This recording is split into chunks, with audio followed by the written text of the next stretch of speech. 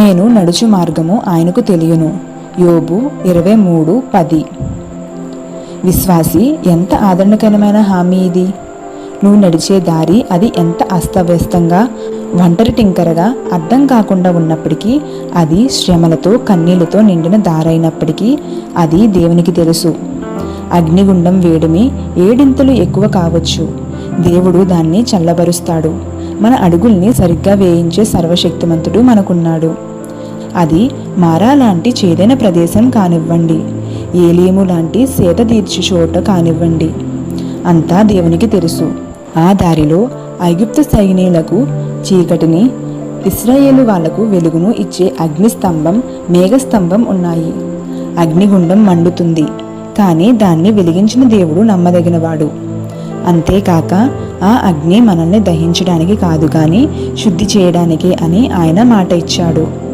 ఆయన నిర్ణయించిన సమయానికి ఆ శుద్ధి కార్యక్రమం పూర్తి అయితే ఆయన తన ప్రజల్ని మేలిమి బంగారంలాగా బయటికి తీస్తాడు. ఆయన చాలా దూరంలో ఉన్నాడనుకునే సమయంలో నిజానికి ఆయన అతి సమీపంగా ఉంటాడు. మిట్ట మధ్యాహ్నపు సూర్యబింబం కంటే ప్రకాశమానమైనదెవరో మీకు తెలుసా? ఉదయకాలపు కిరణాలతో పాటు మనల్ని పలకరించి నిద్రలేపేదెవరో తెలుసా? మితిలేని లాలిత్యం, మృదువత్వం, వాత్సల్యం కురిపిస్తూ మన వెన్నంటి తిరుగుతూ ఉండే ఆ కళ్ళెవరిదో మీకు తెలుసా? కష్టాలు ఎదురైనప్పుడు లోకానికి చెందిన మనుషులు ఏదేదో పదజాలను సృష్టించి ఇదంతా కర్మ అంటారు, అంతా ఆ పైవాడి లీల అంటారు, విధి వైపరీత్యం అంటారు. విధి అంటే ఏమిటి? అర్థం లేని అలాంటి పదాలు వాడటం అనవసరం. సజీవుడైన పరమదేవుడిని, చక్రవర్తిలాగా అన్నింటినీ తన సంకల్ప మాత్రంగా నడిపిస్తున్న దేవుడిని వర్ణించడంలో అర్థం పర్థం లేని విధి లాంటి మాటల్ని ఆయనకి బదులుగా ఉపయోగించడం ఏమిటి? పనులు చేస్తూ తనకు ఇష్టప్రకారం సమస్తాన్ని చక్కబరుస్తున్న వ్యక్తిగతమైన నిజ యెహోవాకి బదులుగా ఏవేవో వేదాంత శబ్దాలు వాడటం ఎందుకు? మహాశ్రమలు తనను చుట్టుకొని ఇహలోకపరంగా ఆశలన్నీ అడుగంటిన వేళ యోబు దృష్టి నేరుగా దేవునిపైనే పడింది. మనుషులెవరూ కాదు, దేవుడే అది తనకు చేశాడని నమ్మాడు.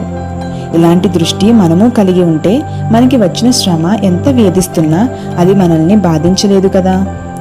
యోబుకి షేబాయీయుల కత్తుల వెనుక దేవుని హస్తమే కనబడింది.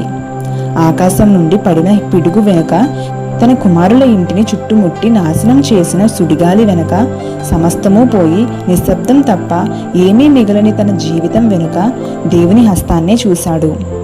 యెహోవా ఇచ్చెను, యెహోవా తీసుకొని పోయెను, యెహోవా నామమునకు స్తుతి కలుగునుగాక. అన్నిటిలోనూ దేవుణ్ణి చూస్తూ ఉన్న యోబులో విశ్వాసం పరిపక్వమైంది. ఊజు దేశపు సంపన్నుడు తన బూడిదలో కూర్చుని ఉండి కూడా అనగలుగుతున్నాడు, ఆయన నన్ను సంహరించినా నేనాయనలో నమ్మకముంచుతాను. ఎంత విశ్వాసం!